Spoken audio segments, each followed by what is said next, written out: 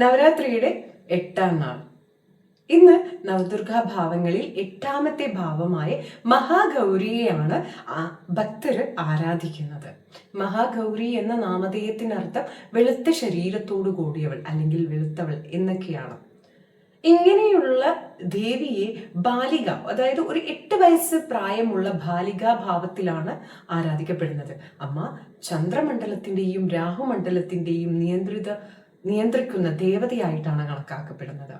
ഇങ്ങനെയുള്ള അമ്മയുടെ രൂപം വർണ്ണിക്കുകയാണെങ്കിൽ അമ്മ അതീവ സുന്ദരിയാണ്. മുൻപ് പറഞ്ഞതുപോലെ തന്നെ വെളുത്ത വർണ്ണത്തോടു കൂടിയവളാണ്. അമ്മയ്ക്ക് 4 കൈകളാണ്.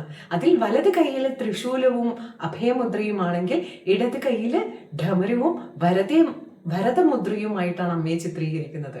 അമ്മ വെളുത്ത വസ്ത്രധാരിയാണ്. അതുകൊണ്ട് തന്നെ അമ്മയെ ശ്വേതാംബരധര അല്ലെങ്കിൽ ശ്വേതാംബര, ശുഭ്രവസ്ത്രധാരിണി എന്നീ നാമധേയങ്ങളിൽ അമ്മ അറിയപ്പെടുന്നുണ്ട്. അമ്മ ഒരു വെളുത്ത കാളയാണ് അമ്മയുടെ വാഹനമായിട്ട് ഉള്ളത്. ഇങ്ങനെയുള്ള മഹാഗൗരി ദേവി സമാധാനത്തിന്റെയും ശുദ്ധിയുടെയും പരിശുദ്ധിയുടെയും ദേവതയാണ്. ഇങ്ങനെയുള്ള അമ്മയുടെ ഐതിഹ്യം പറയുകയാണെങ്കിൽ നിലനിൽക്കുന്നത് 2 കഥകളാണ്. ഒന്ന് ഇങ്ങനെയാണ്, അതായത് 7ാം ദിവസത്തെയും നവദുർഗാ ഭാവങ്ങളിൽ 7ാം ദിവസത്തെ ഭാവം എന്ന് പറയുന്നത് കാളരാത്രിയാണ് അല്ലെ. ഈ കാളരാത്രി ദേവിയാണ് ചണ്ഡനെയും മുണ്ഡനെയും രക്തബീജനെയൊക്കെ വധിക്കുന്നത് അല്ലെ.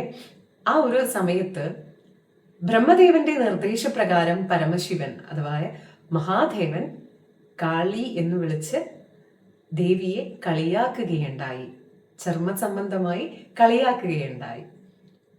ഇതിൽ കോപാകുലയായ ദേവി ബ്രഹ്മദേവന്റെ അടുക്കൽ എത്തുകയും തന്റെ ഈ ചർമ്മം, ഇരുണ്ട ചർമ്മം മാറ്റാൻ പറയുകയും ചെയ്യുകയുണ്ടായി.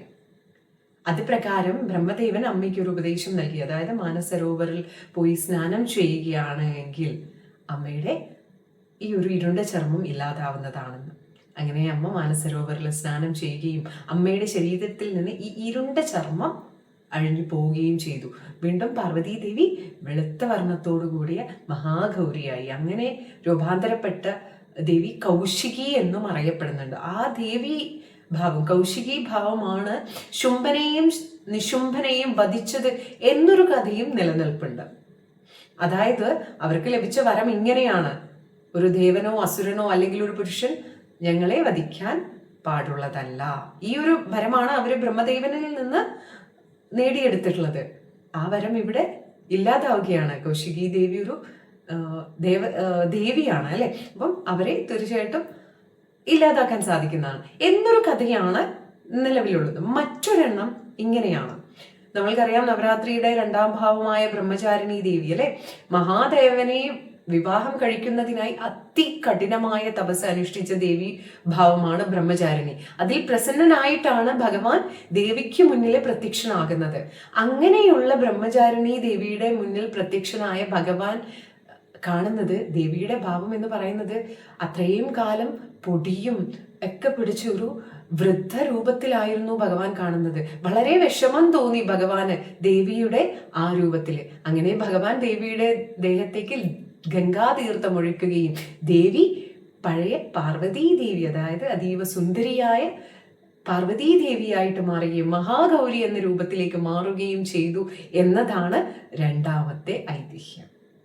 ഇങ്ങനെയുള്ള അമ്മയുടെ കാര്യം പറയുകയാണെങ്കിൽ അമ്മയെ ആരാധിക്കുന്നത് വഴി ഭക്തർക്ക് ലഭിക്കുന്നത് ക്ലേശങ്ങളും ദുഃഖങ്ങളും എല്ലാം അകന്ന് വളരെ സന്തോഷപൂർവമുള്ളൊരു ജീവിതമായിരിക്കും.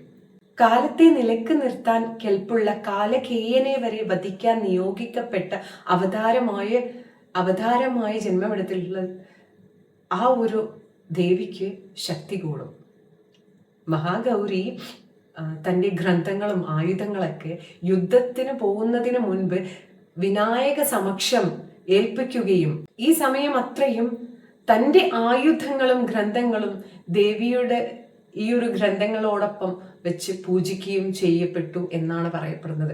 അതുകൊണ്ടാണ് ഇന്നും ആ ഒരു സങ്കല്പത്തിൽ നമ്മുടെ ആയുധങ്ങളും പുസ്തകങ്ങളും പൂജിച്ചു വരുന്നത് എന്ന് പറയപ്പെടുന്നു. അങ്ങനെയുള്ള അമ്മ സോമചക്രത്തിന്റെ അധിപയാണ് അല്ലെങ്കിൽ ദേവതയാണെന്ന് പറയും. സോമചക്രം എന്ന് പറയുമ്പോൾ നമ്മൾക്കറിയാം ആജ്ഞാചക്രം നമ്മുടെ 2 പുരികക്കൊടികൾക്ക് ഇടയിലുള്ള സ്ഥാനമാണ് നമ്മുടെ 3-ാം കണ്ണ് എന്നൊക്കെ പറയും അല്ലേ.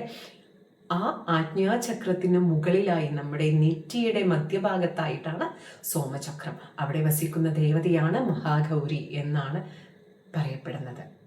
അങ്ങനെയുള്ള അമ്മയെ ആരാധിക്കുന്നത് വഴി സമാധാനവും സന്തോഷവും ലക്ഷ്യങ്ങൾ കൈവരിക്കാനുള്ള ഇച്ഛാശക്തിയും അമ്മ പ്രദാനം ചെയ്യുന്നു എന്നതാണ് സത്യം. മഹാഗൗരി മന്ത്രം.